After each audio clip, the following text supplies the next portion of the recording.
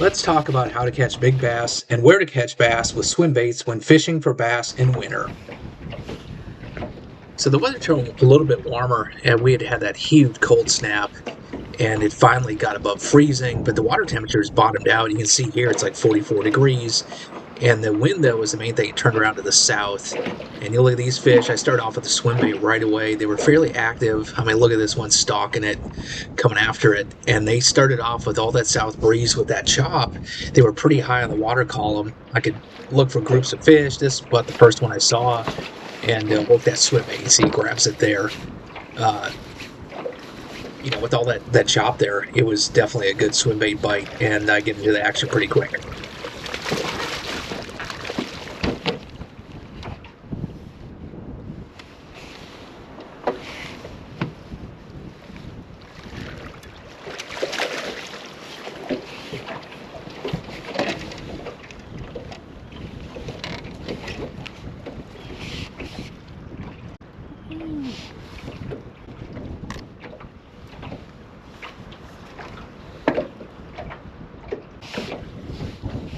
Man, it is so windy today. It's crazy. Like, blowing from the south, the wind turned around. It's howling so bad. Barely even cast. I'm trying to get out of the wind just a little bit and be able to cast it. But I mean, that's the first little group I got around, and man, that soft shine glide, holy crap. Like, they see that thing, you watch that thing, he came running to it, and a little group of like 4 or 5 of them, kind of 3 together, 2 on the side. They love this thing. And twitching it, you just work it, twitch, and then kept on swirling on it, finally just ate it. Love it. Let's get a great big one. So watch this swim bait come in from the right there. Started out about 70 feet, catching up to these fish here, and definitely some positive attitude on these. Look at this one streak up, go over it, turn around, and then just smoke it. Like right behind it, right on it. That's how you want it. Fish are aggressive, that wind going. I'm excited at this point. You can see I had the net sitting there. I had it ready for thinking maybe I catch a great big one today, but I don't know why I net this one. I'm so used to doing it in tournaments for FLW and then Major League Fishing, the invitationals, we could use it. So I kind of, I don't know why I grabbed the net for this one. It's always a pain getting them out of there, but I was pretty jacked up at this point.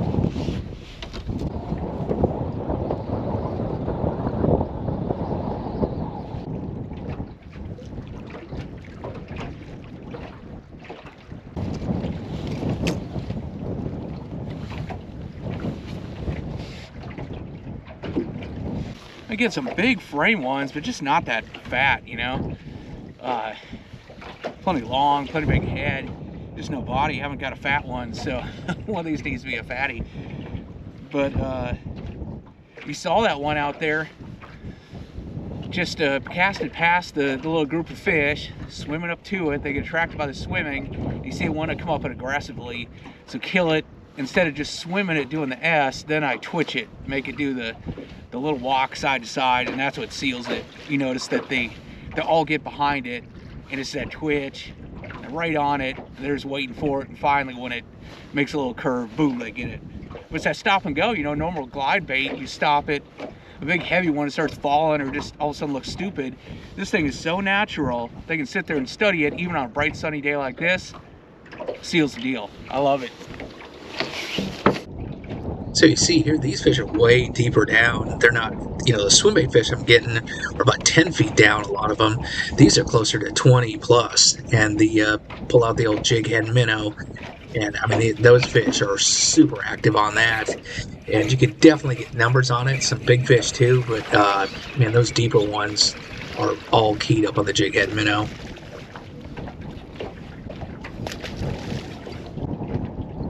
So with the wind blowing, the fish were pretty aggressive on the swim bait, but they, it's still a swim bait. And as good as that action is on the shine glide, that soft one, they still, man, love to follow it, swat at it, and miss it. And we'll see a couple times in a row here.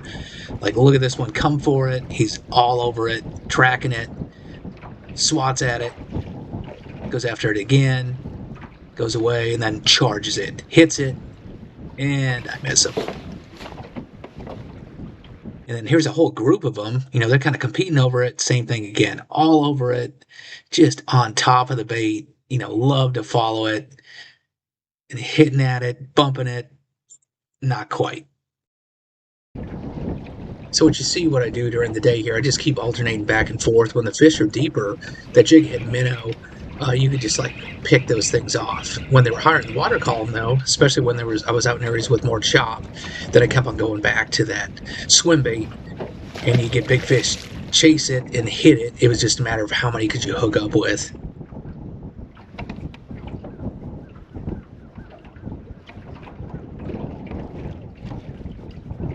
You see the jig head minnow fish are pretty active. I mean, they see that thing and they're coming running towards it, and you just had to keep it over the top of their head, and those things would just come and running and smoke it. Definitely one of those days that with that wind switching around, they were on the feet.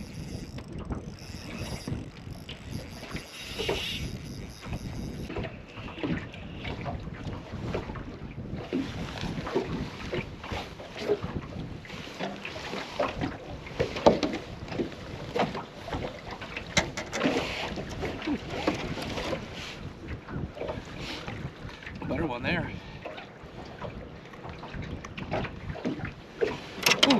Little 3-inch drip minnow. Let's try that swim bait, and it's just the fish have gotten down deeper. It's hard to get the swim bait down to them. They're coming and hitting at it, but he just can't fish that efficiently. It is blowing so hard that wind shifted around to the south. Man, it is just howling. It's hard to get it down there, but the old drip on the 1/8 ounce head. Excuse me, 1/4 ounce head. Boom.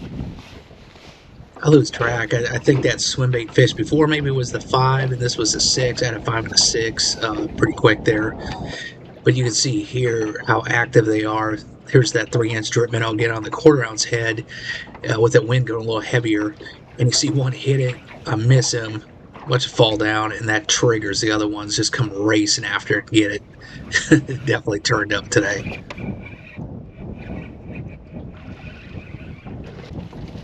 And that's on your same cast. If you get one to eat at it, you definitely want to keep it moving around some other ones there, because the other ones come and get it. And that one ate it, you saw, and then missed it, came off, and then his buddy, 2 of them were following right behind, and then the other one comes streaking in and gets it. Pretty cool. There's no better salesman than like another fish. 2 kids, 2 dogs, neither one wants a toy until the other one gets it, then they both have to have it.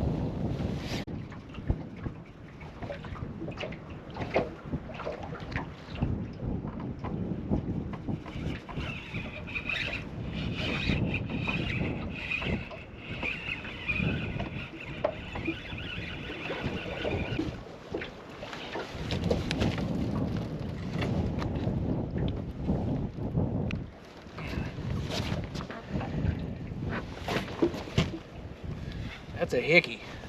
Ugh. Now, speaking of fishing for multiples and how they sell each other on it, when you use the drip minnow, the jig head minnow, a lot of times the smallest fish in the school is going to eat it. The nice thing about that swim bait, using that soft shine glide, a lot of times the biggest fish in that group is going to eat it. You can see here, I let it sit down or sink down, and these fish are about 14, 16 feet down, then start twitching it. And then when they get interested, you work a little bit quicker. You see twitch, twitch, and then the big old one comes streaking out here and then hammers it. Waiting to catch a great big one on the swim bait, and caught some nice ones on it and some great big frame ones, but they were skinny. And finally, I hook up with one that's not only a big frame, but fat and pre-spawn too. This is a legit fish right here.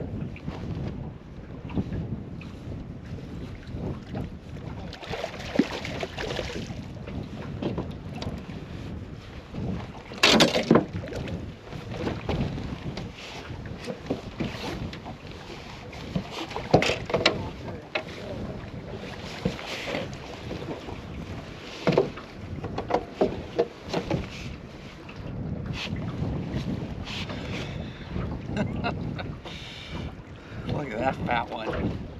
Oh, dang.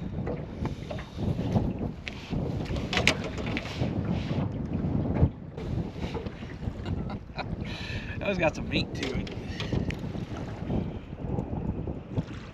Look at that bad boy. That's a big one.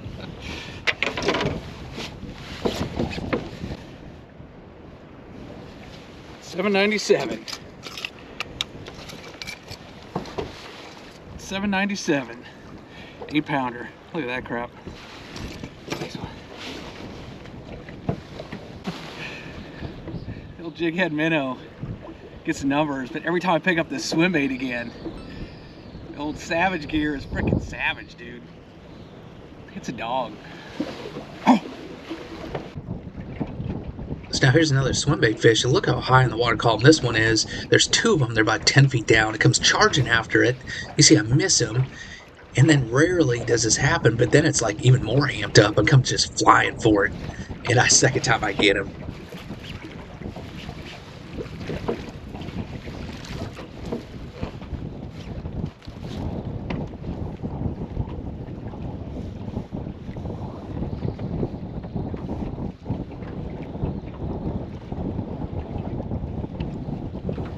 Man, that one's almost on the top. When they're up that high, they're easy to catch. Look how skinny that is, though. Scully, look big. Back to a dink with the jig head minnow, and pick up the swim bait pretty quick again. This one, if you notice, he's right on the surface. I splat it right behind him, and he sees that splash, turns and goes right at it, and like immediately hooks up. That's it. Those fish up high like that are aggressive. And as long as you don't spook them with the land of the swim bait, man, those are ones that are jacked up, ready to eat anything close to them. And they're the ones you'd catch on a topwater even. Super skinny, though. Another one of those crazy skinny ones. I guess the ones right on top are the super skinny like that, wasting all their energy chasing up top. Now, this is a little bit clear water here, and you notice that I'm keeping that jig head minnow pretty high up above it. It's about, 6, 8, almost 10 feet above those fish, and you can see one come up pretty aggressively. I'm having trouble keeping my scope right on him, but you see it comes loose of that fish, and then another one just comes streaking after it. But the clearer the water is, the flatter it gets, man. The more you want to keep that bait up above them and let them find it themselves and then come streaking at it, then take it away from them to make a bite. Chunky. There's a few different ones there all around, and working one, he didn't get it, and then the other one sees it, he brightens up. When they get brighter like that, he's sitting there, and you can just tell he was going to come. He's kind of watching it, and there were like 3 going after it, and he comes up, you can see the tail going. So I guess I'm on the round number deal there. That was a 4. I've got a 4, a 5, a 6, and a 7.97, which is basically an 8. So there you go, like 23 pounds with 4 fish. Now this one, you can actually see the tail action, so I'm thinking it's a bass, but I'm holding it above. I'm keeping it a couple, 2-4 feet above the fish for a long time, and he keeps on following it, not really closing the gap. This should tip me off, but keeping above it, not letting it get down on its nose, and then finally the fish closed the gap and I get him.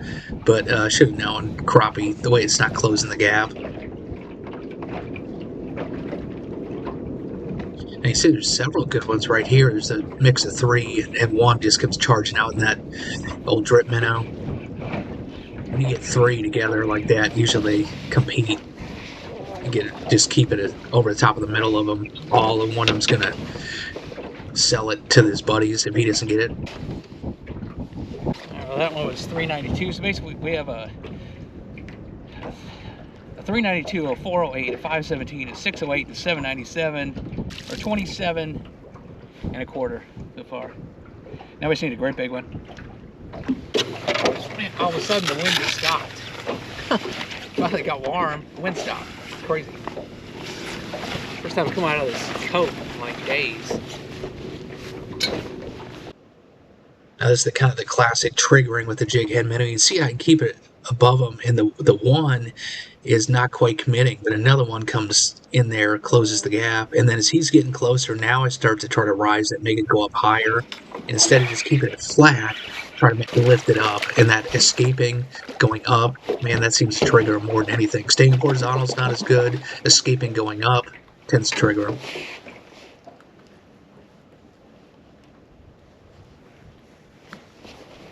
That was better. Nice one. Yeah, it's calmed down, getting close to dark. Hopefully when the sun gets low now, they'll eat that swim bait again. Got slicker though. They're not chasing that swim bait. And I don't see them grouped up as well. You know, the wind was howling. It's a pain in the butt, but made a bite. See, I'm still getting fooled by the crappie every once in a while there. Big bass are out around those schools of crappie. Here you see all the shad was super deep. A lot of places it was down to the bottom and 40 feet even. Now that it's way calmer, if you see that it's a lot slicker, watch down. If you look on that one, how you have to kind of glide the bait down a little bit more instead of just plopping it on him and sitting it straight down on him.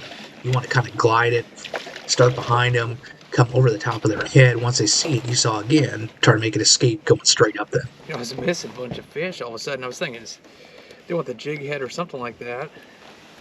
And then I felt the hook point, and sure enough, you know, these small little, like crappie jig hooks, and they're sharp as can be, but man, they can get dog-eared so easily. You really got to watch that. You start missing them, make sure you're checking that hook point.